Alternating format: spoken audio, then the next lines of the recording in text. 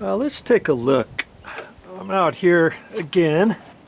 Let's take a look at these joist hangers out here. I'm trying to walk on the TJIs. I want to get down in here. And I was curious how they installed these joist hanger brackets. Seems as though these are TJIs and it's not a full wood piece here. And see, there's just a couple nails up here. There's one there, and there's nothing on the side because you can't nail it in there. And I was hoping that they were going to put construction adhesive on the bottom of that, and sure enough they did. See, you can see remnants of it. See in here? And that's good that they did that. And see, here's some more right in there. I can see that they did that. I'm glad they did that because that's going to keep the floor from squeaking once you put joist hangers on. See, they did it right there too. So I kind of like those. I kind of like this type of joist hanger. And yes, when you install joist hangers, you're supposed to install them with the approved joist hanger nails, and they did. I can't tell you how sometimes I've seen joist hangers where I've seen somebody actually put screws in there, or regular like 8-penny vinyl sinkers. You can't do that. That's not allowed. Okay, you have to use the approved joist hanger nails. If you put screws in there, you think, hey, what's a big deal with screws? Well, big deal with screws is when you put them on the side and stuff, they're just not approved. The stress on them, and then they could shear off different than joist hanger nails. Do you see what I mean? Okay, so that's what I wanted to show you on that. And I've noticed that they've done some work down here, and we're gonna head on down that way and see what they've done for the plumbing. Now I can see he's run some of his plumbing pipe. I'm not quite sure what that's going on, but you know, with this plastic stuff, it doesn't take much to run your plumbing nowadays. We're gonna get over there and see what sort of fittings they put on there. It's kind of amazing that they use that instead of copper nowadays. And see here, what do you suppose is in here? This is all your air conditioning duct work. They dropped it off here today apparently, and that's going to be for going underneath the house, remember? And here you've got some big huge Y's here. Here's the ducting. And see, it's got that coating on the outside, and then you've got insulation on the inside, and then you've got the flex pipe, this plastic stuff with metal going around it, and that's how they do it. They wrap that, and then you've got the insulation, and then you've got the outside bit, and then they probably will use zip ties like this to connect it and stuff. But see, here's what I wanted to show you. See, they've ran their water lines through here. That's kind of slick. They put these fittings in there to make that tight after they drilled their holes in there. And you see these fittings? I was wondering how they attach those. I mean, obviously there's a way to do that, and I wish I could have been out here when the guy attached all this stuff. But yeah, this is how they run plumbing nowadays. See there? And he's got a rhyme and reason for all the stuff that he's got set up on here. And this is how your water lines are going to look, your hot and cold water lines, your drain lines. This is called your rough plumbing. And he's got lots of it done here.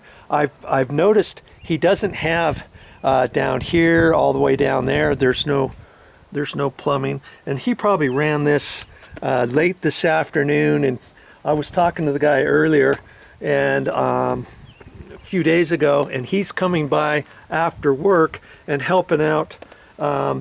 His friend is the owner of the house. Now, the problem with that is you don't get any plumbers working during the day. In the last few days, we've had thunderstorms at night, at late afternoons, and the plumber, he couldn't work, and he's got to fit this stuff in between storms and that kind of stuff, and you know, you can get delayed this way. And hey, if you have a construction loan or something like that, do you want delays? No, you don't want delays. And you know, they just start adding up. A couple days here, a couple days there, and that sort of thing. So keep that in mind when you're getting ready to do a scheduling and stuff. You want your subcontractors here every day if you can. You've got to coordinate properly and all that kind of stuff. And just know that no matter what you do, weather-wise, you might have some delays, and some of your subs might not be able to get there certain times. The inspections might fail one time, and which means your subs have to come back and fix it, which means it might delay the next person in line. It's like a domino effect. Once you delay one little area, then you delay the next. You know, if they get delayed on the plumbing, then maybe it takes an extra week before you get your framers back to put the floor on, and then they might be busy doing something else, and they might say, well, we were available last week, but you weren't ready for us, and now we're busy. And so you got that. So you just have to kind of finagle scheduling. You got to be on the phone a lot, and you've got to have somebody out coordinating with the different subs, and you always got to stay on top of stuff. Okay, so you know, they're moving along a little bit, and it looks like they're getting ready to do the air conditioning, and maybe the air conditioning guys are waiting until the plumbers get done, so the plumbers aren't in their way, so the air conditioning guys aren't in the plumbers' way, and the plumbers aren't in the air conditioning guys' way, and stuff like that. But sometimes you have to get subs working together, and yeah, it might be a little bit of a hassle to do that, but hey, you do what you got to do to get your job done. And speaking of weather, what's going to happen if this stuff gets wet? Well, this is insulation. If this insulation gets wet, it gets sopped up like a sponge, and then it takes forever for it to dry. And once they put this in, you know, if it gets wet on the outside, that's fine. That's fine. But you just want to be aware of that when you're doing that. Well, look who we have here. But in any case, that's the one thing, is the weather. You know, they want to get all this stuff done, because once the air conditioning gets done and the plumbing gets done, and they call for inspections for that, then they have to put the insulation in for the floor. And once they do that, they got to get that inspected before they put the plywood down on the floor. And if it rains, see, when they put their insulation batt material inside the floor, it's not going to have any paper on it. It's going to be paperless insulation is my guess, or if it has paper, it's only going to be on one side. But I doubt they're going to do that. You don't want to get all your insulation in and then have it rain, and then a couple days later you're like, okay, now what do? We got a storm here, all the insulation's wet. I guess the insulation would dry, but and then you're going to have all the wood dry before you install your plywood, because or your OSB plywood, I call it, because for them to install this, they're going to use construction adhesive and run it on each one of these underneath the plywood before they nail the plywood off, and then that will keep the plywood from squeaking.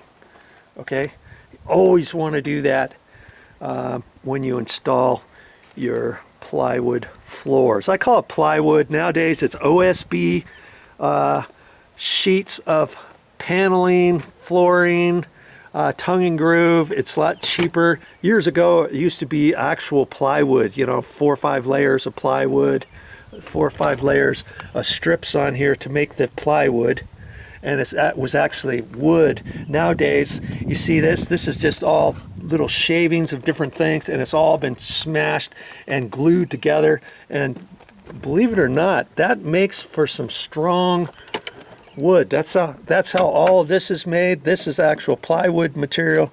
All kinds of thin little layers. There's 10, I think there's 10 layers in here. And then this is that OSB plywood for the middle section. And that stuff is pretty strong.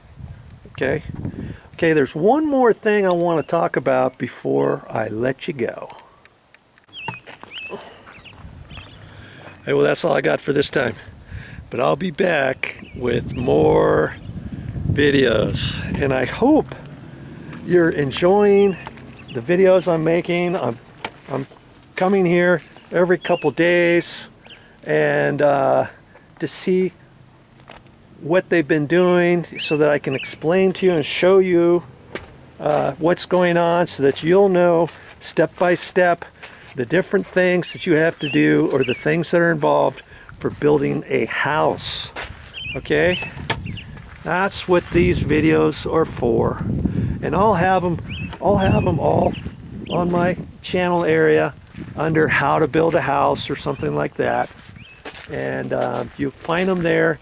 And all the videos that I make out here on the job site, I'll be posting there, so look for them on my channel.